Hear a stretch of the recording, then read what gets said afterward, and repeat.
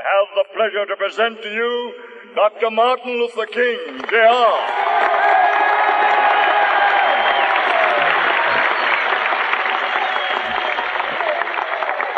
I am happy to join with you today in what will go down in history as the greatest demonstration for freedom in the history of our nation.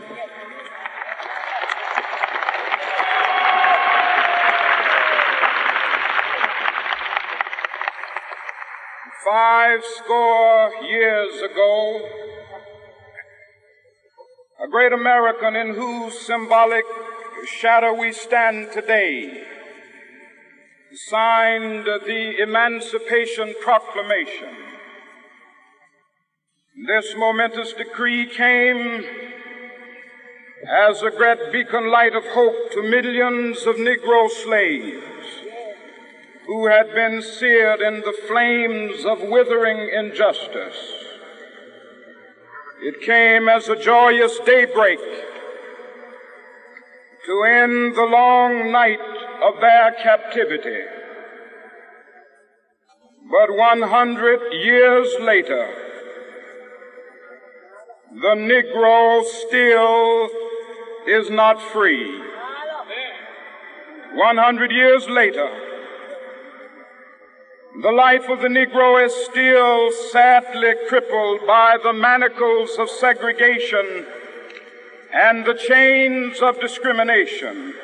100 years later, the Negro lives on a lonely island of poverty in the midst of a vast ocean of material prosperity. 100 years later, the Negro is still languished in the corners of American society and finds himself in exile in his own land. And so we've come here today to dramatize a shameful condition. In a sense, we've come to our nation's capital to cash a check. When the architects of our republic wrote the magnificent words of the Constitution and the Declaration of Independence, they were signing a promissory note to which every American was to fall heir. This note was a promise that all men, yes, black men as well as white men, would be guaranteed the unalienable rights of life, liberty, and the pursuit of happiness. It is obvious today that America has defaulted on this promissory note insofar as her citizens of color are concerned. Instead of honoring this sacred obligation, America has given the Negro people a bad check, a check which has come back marked insufficient funds.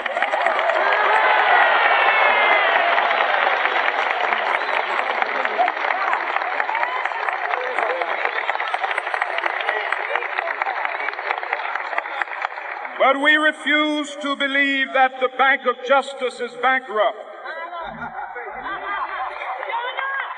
We refuse to believe that there are insufficient funds in the great vaults of opportunity of this nation. And so we've come to cash this check, a check that will give us upon demand the riches of freedom and the security of justice.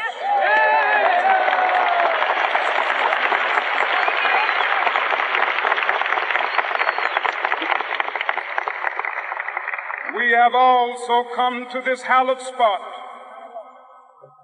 to remind America of the fierce urgency of now. This is no time to engage in the luxury of cooling off or to take the tranquilizing drug of gradualism.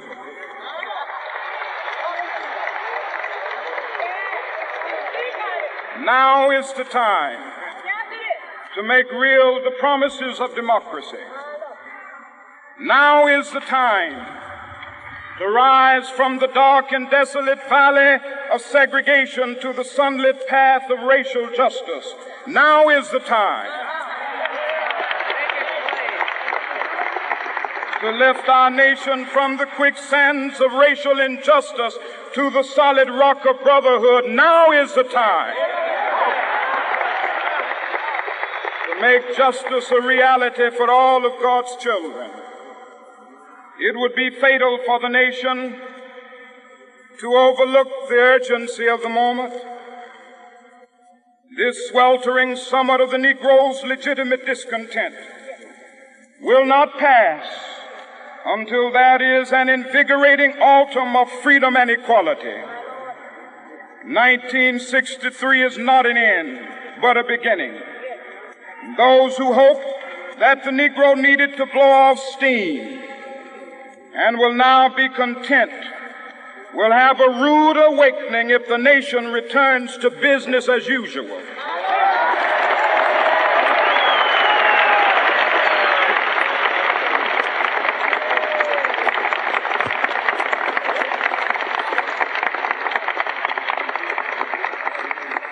There will be neither rest nor tranquility in America until the Negro is granted his citizenship rights. The whirlwinds of revolt will continue to shake the foundations of our nation until the bright day of justice emerges. But that is something that I must say to my people who stand on the warm threshold which leads into the palace of justice. In the process of gaining our rightful place, we must not be guilty of wrongful deeds. Let us not seek to satisfy our thirst for freedom by drinking from the cup of bitterness and hatred.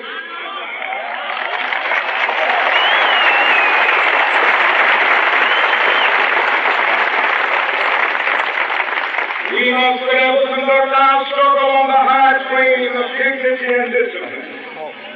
We must not allow our creative protests to degenerate into physical violence. Again and again, we must rise to the majestic heights of meeting physical force with soul force. The marvelous new militancy which has engulfed the Negro community must not lead us to a distrust of all white people. For many of our white brothers, as evidenced by their presence here today, have come to realize that their destiny is not of ours.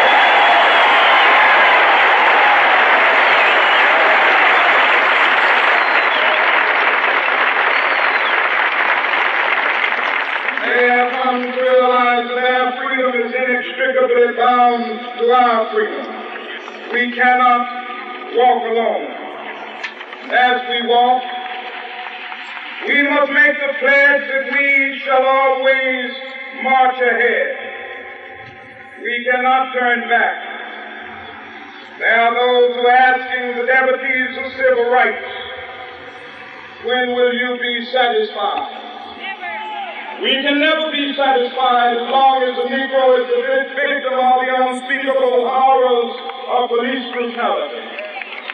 We can never be satisfied as long as our body is heavy with the fatigue of travel, cannot gain lodging in the motels of the highways and the hotels of the city.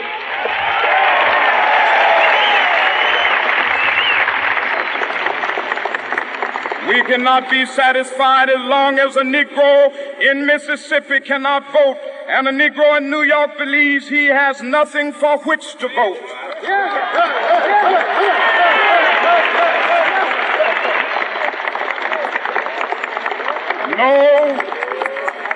No, we are not satisfied, and we will not be satisfied until justice rolls down like waters and righteousness like a mighty stream.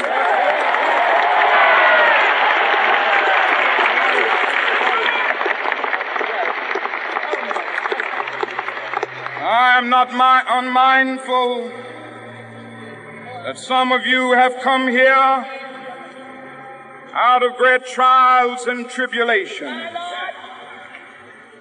Some of you have come fresh from narrow jail cells. Some of you have come from areas where your quest for freedom left you battered by the storms of persecution and staggered by the winds of police brutality. You have been the veterans of creative suffering. Continue to work with the faith that unearned suffering is redemptive. Go back to Mississippi. Go back to Alabama. Go back to South Carolina. Go back to Georgia. Go back to Louisiana. Go back to the slums and ghettos of our northern cities, knowing that somehow this situation can and will be changed. Let us not wallow in the valley of despair. I say to you today, my friends,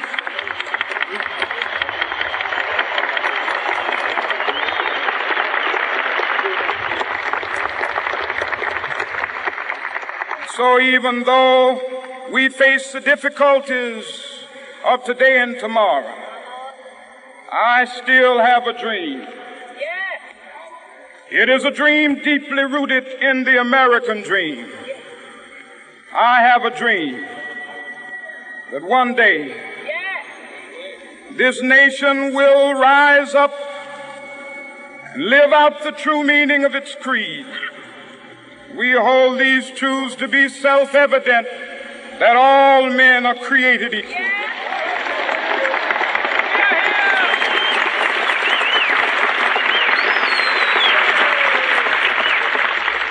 I have a dream that one day on the red hills of Georgia, the sons of former slaves and the sons of former slave owners will be able to sit down together at the table of brotherhood. I have a dream that one day, even the state of Mississippi, a state sweltering with the heat of injustice, sweltering with the heat of oppression, will be transformed into an oasis of freedom and justice. I have a dream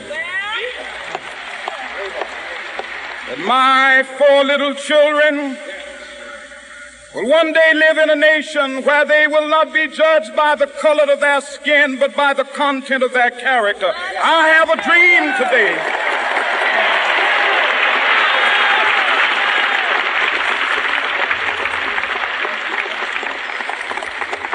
I have a dream that one day down in Alabama, with its vicious racists, with its governor having his lips dripping with the words of interposition and nullification, one day right there in Alabama, little black boys and black girls will be able to join hands with little white boys and white girls as sisters and brothers. I have a dream today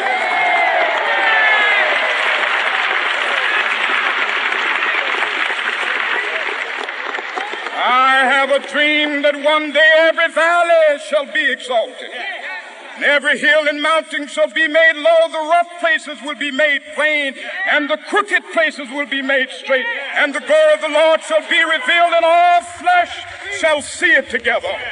This is our hope.